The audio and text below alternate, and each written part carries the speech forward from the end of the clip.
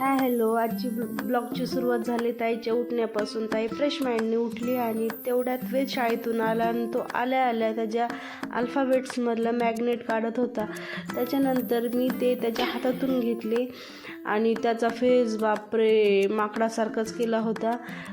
मला ते बघून नाही वाटलं. म्हणलं चला त्याच्यावर थोडी दया करून मी परत त्याला ते अल्फाबेट्स दिलं. तू जास्तच जरा सेंट झाला होता. तर त्याच्यानंतर ताईला खेळवायला प्रियांका ताई आल्या होत्या, म्हणजेच ताईची प्रियांका आई.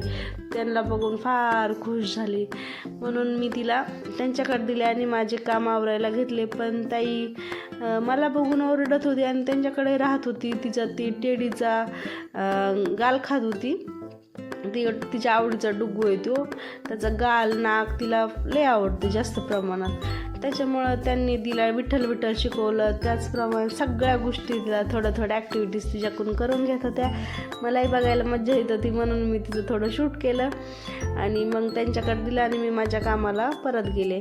मोबाईल तिथंच ठेवला होता. ताई मस्त म्हणजे भरपूर वेळ त्यांच्यासोबत खेळली. मग आम्ही गेलो होतो वरती टेरेसवर भाजी सुकवलेली काढण्यासाठी, म्हणजे तेच ह्याचं भाजी ओली होऊ नये रात्री म्हणजे दोबिंदने सकाळच्या दोवाराने म्हणून ताईचा खूप दिवसाचा सॉक्स हरवला होता. तो फायनली मला सापडला आणि मी काजलकडे दिला, म्हणजे ताईच्या हातात दिला.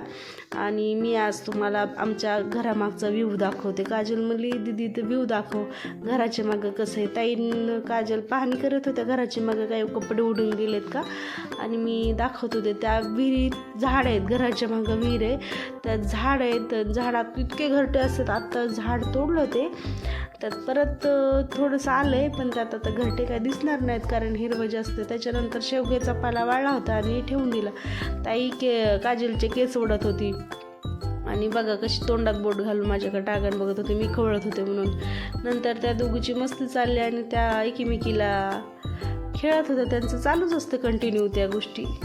मग मी त्यांचं थोडंसं शूट घेतलं आणि म्हणलं चला आपलं आता काय कामाला लागावं, कारण मला टेरेसवर सगळं आवरायचं होतं. बाजरी भरायची होती, पुन्हा भाजी, परत आणखीन दुसऱ्या ह्याच्यात खाली आले आणि देवाला वात लावून वेदचा अभ्यास घेतला. वेदला बळच अभ्यासाला बसवलं. आज नको, त्याचा मूड नव्हता. आणि नंतर मी इंडक्शनवर राईस लावायला घेतला, पण मला राईसच सापडत नव्हता. राईसचं पाऊच मी कुठं ठेवलं होतं ध्यानातच नाही आलं.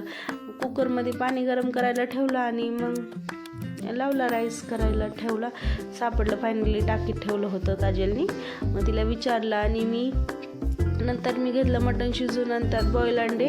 काजलनी घेतल्या भाकरी करून आणि परत मी त्यांना मटणला फोडणी द्यायची होती, मसाला ग्राइंड करून घेतला. त्याच्यानंतर आज भाजी करायची होती बाहेर पातीला. तेवढ्यात भाऊजींना सीताफळ घेऊन गेल्या आणि काजलचा ताईचा ब्रेक झाला मस्ती करायचा. म्हणजे स्वयंपाकातून बाहेर आली आणि ती मस्ती करायला लागली काजल ताईसोबत. तिचं चालूच असतं अधूनमधून यायचं शॉर्ट ब्रेक आणि मग करायची ताईसोबत धिंगाणा थोडा. ताईला पाहिजे होतं तिचं सामान, तिचं वर्क करायचं आणि ती साफ करायला घेतलं होतं आणि ती ताईला मांडीवरती घेऊन ते साफ करायचं प्रयत्न करत होती. ताई काय तिला काहीच करून देत नव्हती. नुसतं दररोज पण वडती तिचं सगळं सामान वेस्ट करती. त्याच्यामुळं आणि तरी बी तिलाच घेऊन करते. थोड्या वेळात मग चल म्हणलं काजलला भाजी करा, आज तुला शिकवते भाजी. पण तू चुलीवर लई जास्त दूर लागत होतं, तरी पण ती तसंच करत होती. मी शूट करत होते. नंतर जेवण ते झालं आणि मग ताईचं आणि काकाचा आजचा धिंगाणा चालू झाला की बापरे. आजचा ब्लॉग यांच्या धिंगाणापाशीच एंड झाला.